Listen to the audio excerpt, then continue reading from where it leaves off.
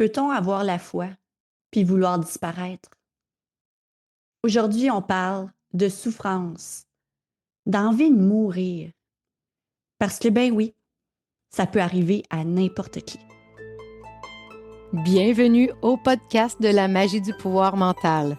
Nous sommes Maude et Marjorie, deux magiciennes et créatrices du système de la magie du pouvoir mental.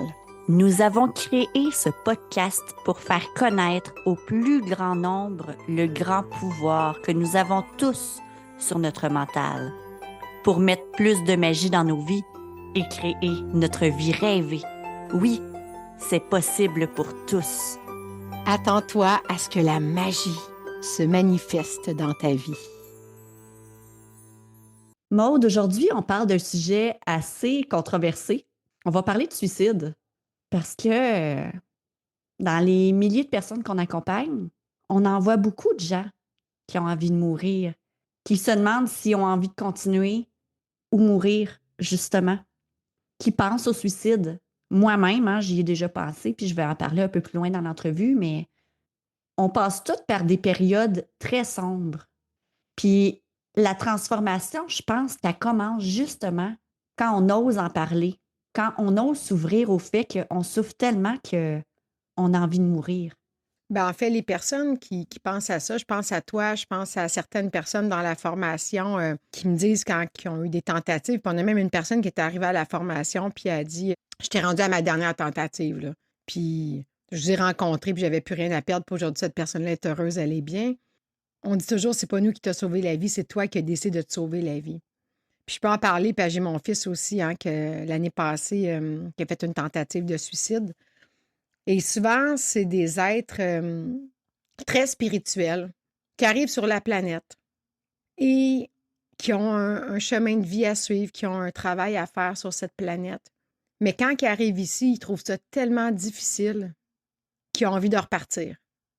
Donc, vouloir se suicider, c'est vouloir simplement repartir, mettre fin à cette souffrance physique, à cette difficulté d'être un être humain puis d'avoir à expérimenter des choses sur la planète. J'ai des amis aussi qui ont perdu des conjoints qui se sont suicidés, qui sont venus dans la formation puis qu'on a aidé aussi. C'est aussi difficile, le suicide, c'est difficile pour les gens autour parce que c'est les gens autour qui se retrouvent à rester. Et puis, on pourra en parler aussi parce que la personne qui décide de quitter, spirituellement, le suicide est d'aller contre les lois spirituelles. Donc, quand on décide de se suicider, on met fin à notre contrat qu'on s'était mis en tant qu'âme de venir sur la planète. Puis, tout le monde qui décide de quitter, ils disent je pars parce que c'est difficile sur la planète, puis je veux me rendre ça plus facile. Mais finalement, c'est encore plus difficile de l'autre côté parce qu'ils ont affaire à se retrouver en face d'eux-mêmes et il y a un travail, paraît-il, encore plus difficile à faire que s'ils étaient restés sur la planète. Et justement, quand mon fils avait fait sa tentative de suicide, je l'avais fait parler avec une personne, une médium, qui avait tout expliqué que s'il décidait de quitter, comment que ça serait de l'autre côté. Il y a beaucoup plus de travail de décider de quitter que de décider de rester sur la planète. Alors, il a compris. Et tout ça pour vous dire que quand on décide de quitter, c'est parce qu'on est malheureux, c'est parce qu'on a un mal-être à l'intérieur de nous, on a un manque de foi aussi. Et ce qui va aider les gens à travers ça, parce qu'on a des gens, comme je vous dis, dans nos formations, qui ont entré dans la formation parce qu'ils n'étaient pas bien, et on est entouré aussi de gens qui ont vécu ça. C'est un peu comme notre podcast qu'on a parlé des dépendances. C'est parce qu'on a un vide à l'intérieur, on a un mal-être à l'intérieur, on a un manque d'amour envers soi-même, un manque de foi. On est venu sur la planète pour se reconnecter à quelque chose de plus grand, se reconnecter à notre foi, se reconnecter à notre chemin d'âme. Et comme on a de la misère à y arriver, on pense que de partir est une solution. Alors que je répète que ce n'est pas une solution parce que vous allez avoir à revenir sur la planète et tout refaire le même chemin, en plus d'avoir à vivre ce contrat d'âme que vous avez fait avec vous-même, que vous avez brisé. Et là, vous allez être en face de vous-même et il y a un travail beaucoup plus difficile. Oui. Bien, souvent, tu sais, d'être spirituel, c'est pas de mettre de côté la douleur qui nous habite. Parce qu'il y a des courants spirituels qui disent, ah, tu sais, faut aller bien. Mais on est des êtres d'émotions. On est des êtres qui vivent des émotions. Puis quand on met de côté nos émotions, quand on met de côté ce qu'on ressent, C'est là que ça s'amplifie. C'est là que ça devient gros à l'intérieur de nous, puis que c'est un peu comme, comment je pourrais dire, comme un verre d'eau qui se remplit, là, qui se remplit, qui se remplit, qui se remplit. Puis à un moment donné, ben, ça déborde. Ça déborde, puis c'est là que souvent qu'on vient à ne plus avoir puis de voir de solution. Puis le suicide, c'est ça, hein? Le suicide, c'est pas nécessairement qu'on veut mourir, c'est qu'on veut arrêter de souffrir. Puis on en vit tous des moments de nuit noire, des moments où ce qu'on se sent brisé, où ce qu'on sent que c'est la fin du monde, puis qu'il n'y a plus de solution. Puis moi, ce que je remarque, c'est souvent que c'est lié à la foi. Quand on perd la foi dans des situations dramatiques de nos vies, quand on ne voit plus de sens à ce qui arrive, c'est là qu'on ne voit plus de solution. Moi, j'ai eu une période de ma vie où ce que j'ai pensé, j'ai eu des flashs suicidaires. Puis là, je m'imaginais, parce que j'étais en colère, parce que je vivais de l'indignation, parce que j'avais l'impression que personne ne me comprenait, puis j'étais là, ben si je mourais, là, ils comprendraient ce que je vis. Tu sais, là, ils regretteraient d'avoir dit ça, d'avoir fait ça. Puis à un moment donné, à me dire ça, après ça, c'était, ben, peut-être qu'il serait mieux sans moi, les gens que j'aime autour de moi, si je mourais. Peut-être que je ne suis pas si importante que ça. Puis c'est comme si la douleur devenait tellement de plus en plus présente à l'intérieur de moi que je voyais plus de moyen de m'en sortir.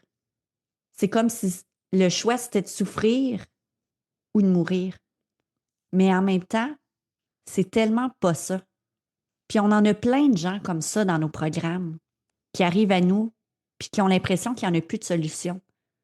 Parce qu'on a oublié que les solutions, que la souffrance, qui est un peu une absence de solution, c'est temporaire, que c'est un gros nuage, que c'est une grosse tempête, mais que c'est passager. Puis plus on a honte de parler de ça, de cette souffrance qu'on vit, plus qu'on essaye de la cacher, ben plus elle nous gruge à l'intérieur, qu'elle nous obsède, puis qu'elle prend toute la place. Puis c'est à ce moment-là que c'est important d'aller chercher de l'aide. Puis c'est pas parce qu'on est spirituel qu'on n'a pas besoin d'aide. C'est pas parce qu'on est spirituel qu'on peut pas souffrir. Moi, encore aujourd'hui, il y a des moments où ce que j'ai l'impression que le ciel me tombe sur la tête, là, que ça va pas. Par contre, j'ai des outils pour m'en sortir. J'ai des gens autour de moi bienveillants qui peuvent m'aider.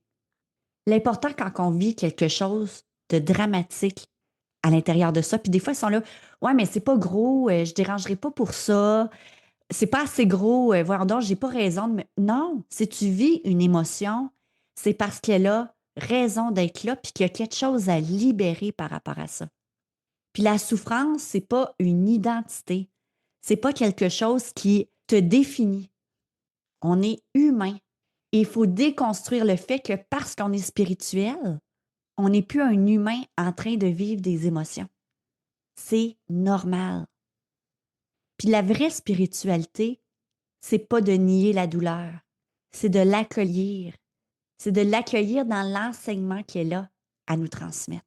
Tout à fait. Ça nous ramène à la phrase qu'on dit souvent dans nos formations, hein, ce à quoi tu résistes persiste. Donc, si tu résistes à la douleur, à ce qui est là, ben ça va persister puis ça va être de plus en plus fort. Et comme Marjorie dit, nous aussi, on vit des choses, mais quand que ça arrive, c'est de l'accueillir et de demander, OK, pourquoi tu es là? Qu'est-ce que tu veux? Qu'est-ce que tu veux me dire? Et d'accueillir, donner de l'amour. Donner de l'amour à cette douleur. Regarde, je t'accueille, je t'aime, je te donne de l'amour. Et l'amour va toujours l'emporter sur l'ombre. Donc, quand on n'est pas bien, on met de l'amour, on met de l'amour, on met de l'amour. Oui. Puis de l'amour, c'est de s'aimer dans cette douleur-là, comme Maud a dit. C'est de s'aimer malgré la douleur qui nous assaille. Puis là, c'est l'automne qui arrive. Et c'est là souvent que les idées noires arrivent aussi. C'est là souvent que notre mal-être est amplifié. Parce que l'automne, c'est un moment où ce que l'arbre enlève ses feuilles. C'est un moment où ce que une occasion, en fait, j'ai envie de dire, de renaître à toi. Puis ça, il faut l'accueillir. Il faut l'accueillir en toi. Puis si tu as besoin, c'est tout ça que tu as besoin justement d'en parler, d'être accompagné, comme n'importe quel être humain qui vit un défi dans sa vie. Prends ton appel privilège avec nous. Ça va tellement nous faire plaisir de voir comment on peut t'aider à sortir de cette souffrance pour retrouver ta lumière. Puis je te rappelle encore une fois que la souffrance, c'est passager, c'est temporaire. Puis c'est pas parce que tu souffres qu'il n'y a plus de lumière en toi, que tu n'es pas une belle personne, puis que tu ne mérites pas de vivre, parce que tu es une personne extraordinaire. Oui, peut-être en souffrance en ce moment, mais une personne extraordinaire qui mérite de vivre, qui mérite de se trouver extraordinaire et qui mérite le bonheur. Tout à fait. Donc, on t'envoie plein d'amour, on t'embrasse fort et puis continue à te dire que tu t'aimes puis continue à t'aimer. Oui. Puis continue à avoir la foi que ce que tu traverses en ce moment, c'est passager. Puis si ça te parle, puis s'il y a quelqu'un autour de toi que tu sens qu'il va pas bien en ce moment, partage-lui cet épisode pour qu'il comprenne qu'il n'est pas tout seul. Il est tellement pas tout seul. Puis qu'il n'est pas obligé de vivre et de subir la souffrance qui l'assaille en ce moment. On t'embrasse fort avec toute notre lumière. Bye. Bye.